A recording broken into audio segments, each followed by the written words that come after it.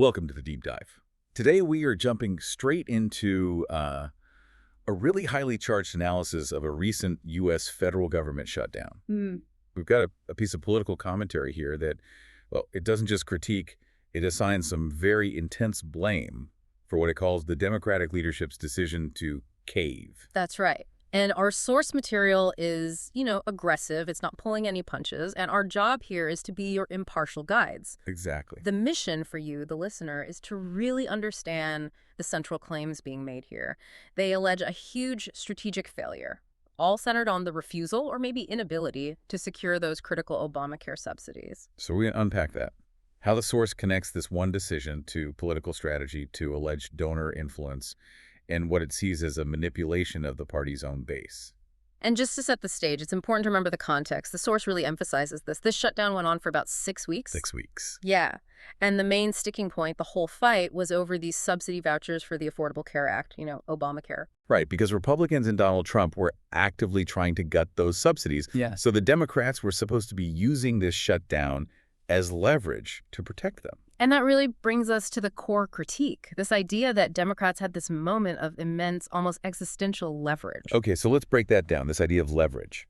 The battle lines were clear. Republicans want to weaken the ACA. Democrats have to protect it.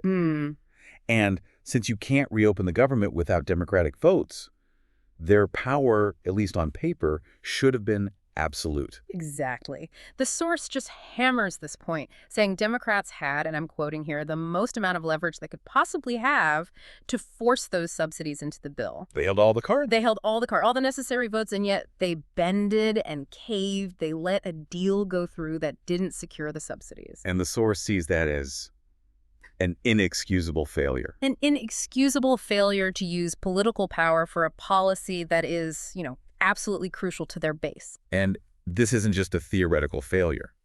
The source claims it has immediate, very serious consequences. What do they predict is going to happen now? The claim is pretty stark. Americans' health care costs are going to go up because those subsidies weren't protected.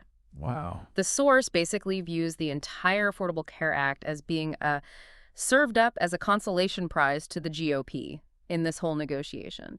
The leadership, in their view, prioritized just ending the shutdown over protecting people's health care. Which, to the source, makes it a direct act of political betrayal. A deep betrayal. And it moves so quickly from policy critique to a call for action against specific people. I mean, the source explicitly names Chuck Schumer and Hakeem Jeffries. And it's not just a critique. They're demanding they be primaried. Oh, yeah. The demand is immediate because for this source, the cave demonstrated to the American people that you will not stand on business. By failing to use that leverage, they proved they were ineffective or, even worse, just unwilling to fight. So it's an immediate, really aggressive call for a kind of regime change within the party. Okay, this is where it gets really interesting for me, the timing and the strategy. The source points out this supreme irony that the capitulation happened right after the Democrats had celebrated what they saw as a huge major political victory. Yeah, they had just run the boards in a bunch of state elections. They were feeling like the country was with them, that their position was vindicated. It creates this massive contradiction in the narrative, right? It's a huge one. If you're really riding a blue wave, if public opinion is on your side, why on earth would you fold at the moment you're supposed to be strongest? And the source suggests this wasn't an accident. Not at all. The allegation is that the leadership waited until after the elections on purpose. The idea was that their base, already energized from the wins, wouldn't be too pissed off to go and vote. They were protecting that political energy. But wait, wouldn't folding right after a big win just crush that momentum? It seems like it would undercut their mandate. How does the source explain that part? The source sees it as a very calculated short-term trade. The party gets the high of the victory, right? That validates their platform. Okay. And then they use that brief window to quickly do the unpopular thing, end the shutdown without the subsidies, before the political backlash can really set in and hurt them in the next cycle. So they needed to normalize the retreat and fast. Get it over with. And to back this up, this claim of a prearranged plan, the source points to a really specific anecdote. It involves Abigail Spanberger, who had just won a huge gubernatorial race. Yeah. Seen as a massive win for the party. A massive win. But almost as soon as she wins, she's out there publicly calling for Democrats in D.C. to wind down the shutdown. And for the source, that's not a coincidence. No. They allege that party leadership told her, this new popular winner, to go out there and take the arrows, to break the ice on this very unpopular idea. Just 24 hours before the Senate Democrats actually caved. Exactly. They needed a credible, fresh face to signal that the fight was over. So use your big winner to basically signal the retreat. And who are the ones who actually made that deal? The source is very specific. It was 8 Democratic senators. And the source makes this really critical observation about them. They were all, quote, conveniently not up for re-election next year. And that detail is pretty key to the source's whole narrative of cynical planning. It's central. If these senators aren't facing voters right away, they're insulated from the immediate political anger of what the source calls a betrayal. It just reinforces this idea that the whole thing was calculated to minimize the damage. Which leads us right into these claims of deception at the very top. The source argues that Chuck Schumer's public protest, his vote against the final deal, was pure political theater. That is a massive claim. What's the evidence for that? Well, they point to what those same 8 senators said afterwards. According to the source, those senators confirmed that they kept leadership. Specifically, Schumer informed the entire time. The entire time. So for the source, this isn't just some miscommunication, it's proof. It means Schumer's public no vote was just a show for the progressive base, while he privately gave the green light for the cave. So he gets to maintain this facade of fighting for the cause, while sanctioning the deal behind the scenes. And this brings us to what the source says is the real motivation for all of it. The donor class. If it wasn't about politics or timing, what was the primary driver? The claim is very straightforward. The powerful donors who fund these senators, they demanded an end to the shutdown. Because they wanted to get back to making, in the source's words, outrageous profits. The shutdown had apparently reduced them to just normal, sickening profits. So the implication is that the financial interests of this ultra-wealthy donor class, their profit margins, their tax status, that all came before the healthcare needs of the actual Democratic voters. Completely. And that feeds right into this wider, very angry critique of how these politicians are covered in the media. The source is furious with the white media for using the term moderate to describe the 8 senators who made the deal. What's the problem with that label, according to them? The source sees moderate as this deceptive, sanitized word that covers up actions that really just benefit the wealthy elite. They argue these people aren't moderates at all. They're extremists for the establishment. Extremists for the establishment. Yeah. In their view, these senators are willing to crash the entire country, let people starve, just to protect the financial interests of their billionaire donors. So for the source, calling them moderate is just a lie. It's a way to distract the public from who they really serve. And this isn't just about one bad deal. The source argues this is part of a much broader, deliberate strategy. A political shell game they call the revolving villains tactic. Yes, and this is a really foundational concept in their analysis. So what does this long-term strategy actually entail? The core idea is that the party leadership strategically spreads out the anger from the base.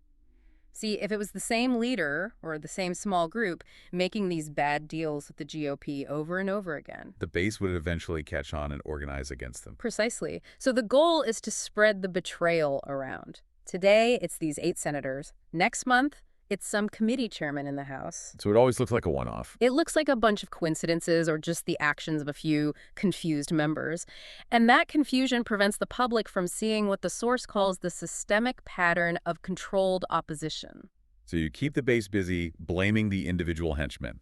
Instead of focusing their anger on the alleged ringleaders and the party structure itself. And the source tries to back this up with other examples, arguing this isn't just a D.C. thing. They mention a pretty startling situation out in California. They do. They bring up this incident where the Black Assembly Caucus allegedly blocked reparations legislation. And the source implies that it later came out that Governor Gavin Newsom was the, quote, ringleader, or should I say overseer, who put them up to it.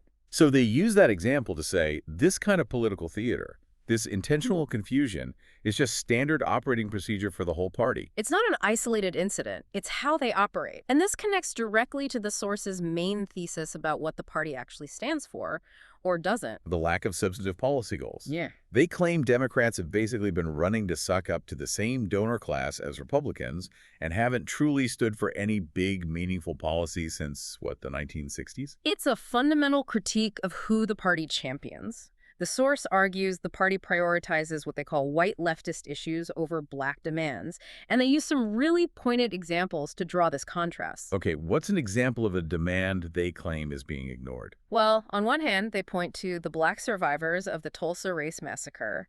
They're currently being denied legal rights, and despite how serious that is, the source claims Democrats are doing nothing and saying nothing. Total silence.